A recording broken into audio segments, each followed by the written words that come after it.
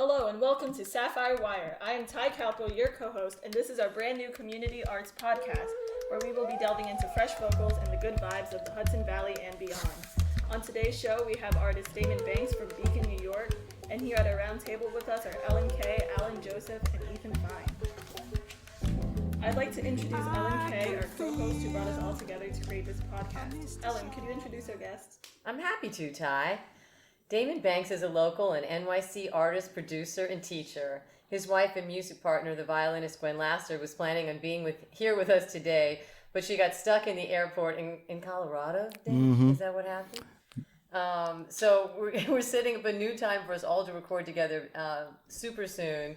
Where was Gwen performing, Damon? She was doing a series of library concerts that were funded by two different grants, and she's a part of a group called We Free Strings, and the leader of that band, who was from Denver, was able to bring the group over. So it's a really cool sextet, and then they just got stuck getting back, but she's here now. At least I just saw that she had landed, but it's too far to get here. Exactly. And so we're gonna do this all again.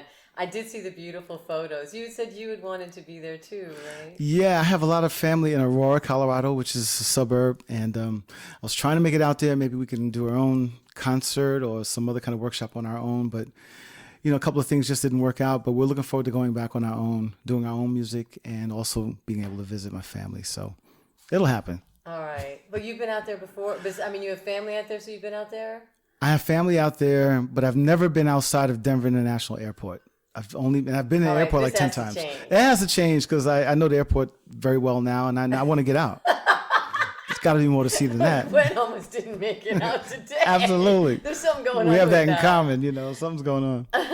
No, we met last year, and our introduction was actually Ethan Fine, who's sitting right there to the right of you, my business partner, music colleague, for many, many years. How did you meet Gwen? How did you bring Gwen to us? Well, Sandy Billingsley, a violinist we know, recommended Gwen to us, and I had a gig with my late friend Jeffrey Trudler, who was a master plumber, a bass player, and a moil, and in his shul, he had a battle of the bands. And this year he said, why don't we get violins? And I don't think he really imagined a single jazz violinist. I thought he was thinking of sort of like the New York Philharmonic. But it turned out great, and Gwen was terrific, so we had a wonderful time with her. And, well, first of all, we could really unpack that story, couldn't totally. we? That could be like maybe 6 episodes. That could be another episode. We miss and love Jeffrey very much. And Sandy Billingsley, who's extremely alive and kicking a lot of butt, we love and did a lot of work with in the city. I'm thinking about, I think the way that we were working together was you guys came on board to do a fundraiser in the fall, right? We did the Middletown Humane Society it was a lot of fun. Cider Mill, and then we did Middletown Warming Station in December at Slate Hill Bar and Grill, which was great. And then we decided, we went to your EP release. You came to right? Beacon for Gwen's EP release for the record Game Board that's out right now. But we had a great time. It was for such a worthy cause. The first time we got together, it was just wonderful working with you guys. And I remember you in the audience the first night. You were like the best. The place was packed. And it was Gwen's birthday, and that's when she wasn't sure she was going to do the gig, right? That's right. And then you all decided, and that's when I said, "Oh boy, we really got to make this a good night." Yeah, I was trying to make it loud for everybody for her birthday and to be a really enthusiastic participant. You were so much fun. I remember that. It was great. So Game Board, which we opened with a bit of Maestro, which is one of the cuts off of Game Board, right? Mm-hmm. You're a co-producer on that. How does that break out? And I understand it's like a 50-part release to this EP, right? I love that. Yeah, we've been doing this release for a little while now, so it's we'll be at a state near you soon for our release, the continuation of this release. But we, depending on the songs on the EP, there's a different level of involvement in terms of production. I pretty much produced the record, and Gwen co-produced certain parts of it, but a lot of things we collaborate on in the beginning in terms of structuring songs. And then I brought some folks in to do overdubs and did some light arrangements. So, we co-produced on in general, but there was certain specific things I was, I had to be responsible for. And I think it turned out okay. I love it. Oh, thank you. I love it. We're playing 4 cuts from it over these. I guess it's going to take us about 2 segments to tell. I really tell appreciate the beginning of the story of your story. So what do I want? I guess I want to ask you. Can you tell us a little bit about Maestro that we were listening to? It's original, right? And yeah, it's original. It had other lyrics when it was first written. I can't remember what the original lyrics were about, but I'm glad that Gwen came up with this latest iteration because it kind of speaks to finding your muse and finding your passion. And this is the only vocal song on the record, so she gets to sing. And it's wonderful. She has a lovely voice. She did a great job. One of my best friends in the world, Gary Brown, produced the vocal, and he's a great singer-songwriter and producer in his own right. So he helped cut the vocals and kind of shape it a little bit in terms of the performance. But we did a lot of the record piecemeal, like over like a couple of years. There were some tracks we recorded with some friends of ours that play various instruments, and then we would take it and run with it and leave it alone for a while, and then we came back to the different songs. And so we did it in several different studios through a couple of years with different things involved, but it all came together. And how do people find Game Board? Where do they, how can they buy it and, upload, download the whole thing? Well, you can go to Gwen Laster's website, gwenlaster.com. And also she's on CD Baby. The record's on Bandcamp. It's on all the platforms. Once it's on CD Baby, then you get to share your work across all platforms with Spotify, Rhapsody. So she's easy to find in cyberspace, and she also has her website where you can see other things that she's involved in. And yeah, that's about it. And when we sell them on gigs, so when you come to our shows, we'll have one for you. All right, I got it. Ty, can you tell us a little bit about Damon? Sure. Damon has worked with George Benson, Peter Gabriel, Kitana Veloso, Angelique Kidjo, Hassan Hakmoun Zahar, Chico Hamilton, Hubert Laws, Arto Lindsay and Marc Ribot, Loose Ends, the Neville Brothers, Daryl Hall, Aussie Davis and Ruby D, KRS-One, DJ Spooky, Kirsch Calais, Ntozake Shanga, Nice. Roxanne Butterfly, and Eileen Ivers, among others. As an educator and clinician, Damon has taught and conducted workshops at Gahal Arts, Bard College, Interlochen Center for the Arts, Medgar Evers College, the University of Maryland, Harlem School of the Arts, and Poughkeepsie Day School. Damon received the Halden Foundation grant for his global music program, as well as the Dutchess County Arts Council grant for his multimedia theater piece entitled Resistance, a Maroon Story. Damon, we'd like to hear about your current projects. What are you working on right now? Well, I'm working on new music for myself, and we are releasing Gwen's string quartet record. She has a group called New Muse Quartet, and that record will be coming out later in the year, so that's mixed, and we're getting ready to put that out. I'm also involved in terms of arts and education. There are a couple of organizations that we teach and do workshops through. We just got involved with the El Sistema program and this organization Ravinia in Chicago, so we went and did workshops this summer, which were very successful. But I'm also eager to present a collaboration that I'm a part of that involves the Brooklyn Raga Massive and Adam Rudolph's Go Organic Orchestra, which is a kind of a mashup of 2 organizations that are completely multicultural, if you ever wanted to find the personification of that kind of word. Because Brooklyn Raga Massive focuses a lot on South Indian culture, and Adam Rudolph's group is completely multicultural and also interdisciplinary in terms of working with artists and poets and musicians from all around the world. So we have a few record release dates coming up in the tri-state area. And aside from that, working on a couple of films, and more details about that another time. But I'm really excited about an independent film about dance music, actually, that I'm working on. That project have a title? It has 2 possible titles. I have to see what I can use in terms of any cease and desist, or if some things are not really copywritten yet, but it's definitely the 2 titles that I'm considering are supposedly pretty good. We want to play some of your music. We're going to play Black Havana from your record Travel Guides. You want to tell us a little bit about it? Yeah, my Travel Guides record in general is, it's sort of a reflection of my musical career, I guess in the last 15, 20 years, in terms of being drawn to music from around the world and interacting with different cultures and playing different genres of music. So through some of the artists I've worked with, I've learned a lot and have grown to love the approaches, the culture, the instrumentation, the people from these regions. And I did a record that kind of was my own kind of, for lack of a better term, my own iteration or my own point of view. So some of the tracks will bounce around from different parts of the world, like the Bronx, where I'm from, and Right. also Morocco What and street in the Cuba. Bronx? I grew up on 163rd Street. Nice. So you have to include New York in the world, right? Yeah. And something we often forget about our place. So that's what the record's about. And Black Havana really speaks to the African community in Cuba in general, and it's kind of my take on what Black Havana would be if you were listening to it. Very That's pretty much cool. Let's play Black Havana.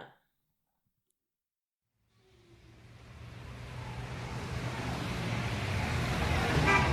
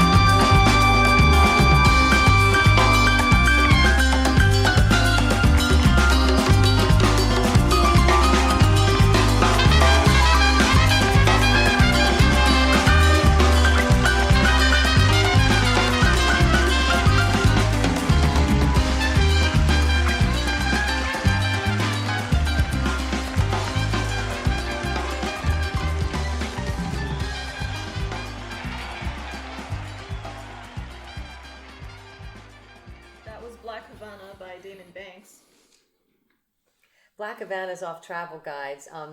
We want to play another tune from Travel Guides. Can you, I think Children of Banjul is what we have lined up. Would you want to tell us a little bit about the tune? Yeah, Children of Banjul was, with art, sometimes things don't happen right away. You kind of come up with things in pieces. Sometimes you'll feel a rhythm and you'll write it down. You don't want to lose it. You want to remember it, or a melody will happen. This song kind of came all together at once, which was really shocking to me because it doesn't really happen that often.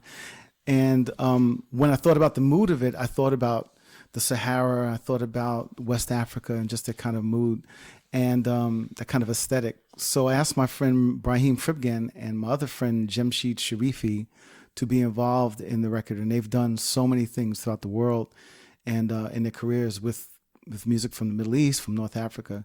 So you'll hear those textures really at play. And I'm really glad the way it came together because there was a pretty good synergy and a good connection with all of the players on the record, including Marvin Sewell and Pooji Bell, who are the other players.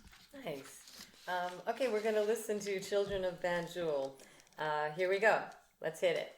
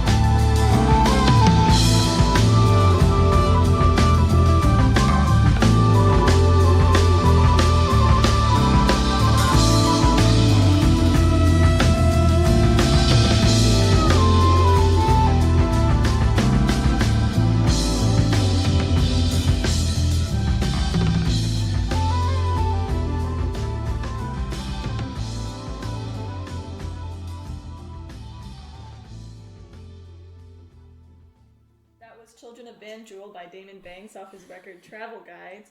Damon, I know there's a new album that you and Gwen are on called Ragmala, A Garland of Ragas, being released October 18 on Meta Records. Can you tell us about that? Sure. Gwen and I have been involved in Adam Rudolph's orchestra for the past 6 or 7 years. Adam Rudolph is percussionist, creative artist, composer, has been a good friend of mine for over 20 years. So we've been playing with the orchestra, and there was an idea between Adam and members of the Brooklyn Raga Massive to come together and do at least a concert together. And I think the idea to do the record happened after we actually played the concert, which was at the Rubin Museum. And so we were asked to come and play tracks for the album last winter, and it was an amazing experience. I think it's over 40 musicians. It's a triple vinyl record and a double CD record. Nice. Yeah, and it's a lot of amazing players, a lot of amazing things that happened on the record. So we're looking forward to these record release concerts in the fall. One will be in Hudson, New York. One will be in Philadelphia, and the other will be in Midtown Manhattan. Can we drill down on those dates? Can I make it, really go over it with you? Because so the Brooklyn Raga Massive and Go Organic Orchestra, right? Yes. Are doing Philly on October 6th at the Painted Bride. Correct. Correct me anytime. Mm-hmm. Okay. And then Raga's Live, right, which is at Pioneer Works in Brooklyn, is on Saturday, October 19th. Right. That's an annual Raga Massive, Brooklyn Raga Massive festival that is 48 hours of continuous music. Holy cow. Yeah. Okay. And then what's happening at Hudson Hall in Hudson, New York on Saturday, November 2nd? That'll be another concert with both groups together. It's still a part of Brooklyn Raga Massive and Go Organic Orchestra. Correct. All right. And then Friday, December 13th, it's at Elabash Hall, which is part of City College. Yeah, I've never been there before, but I heard it's in Midtown or near 35th Street, and it's part of Live 365. correct. And that's the official record release of Ragmala, A Garland of Ragas. True. Excellent. Okay, so I think we nailed that, right? Yes. Okay, so Damon, we're not saying goodbye because you're coming back really soon with Gwen, who has landed safe and sound. Yes, Okay. she's here. And is back home in the Hudson Valley, right? And we're really looking forward to. Well, thank you first of all for being one of our first guests. Thank you for having me. This has been great. I've had a great time talking with my friends. That's all it really is. We really appreciate your joining our new exploration I of appreciate arts and community. And this is Sapphire Wire, right? I'm going to let Ty do the official stuff. And you ready to roll the credits? Yep. And I'd like to say this is Ty Kalpo, my co-host. This is LK, also my co-host. Stay tuned for our next episode with Gwen Laster and Damon and our very own local band, the Cage 147. Thanks so much for listening to our first Sapphire Wire podcast. A big thank you to our guest, Damon Banks. Our Sapphire Wire crew is Derek Beck, Samantha Caban, Brenna Lawson, Alan Joseph, Ethan Fine, my co-host and producer Ellen Kay, and me, your co-host Ty Kalpo. Let's go out with Damon Banks, Black Havana.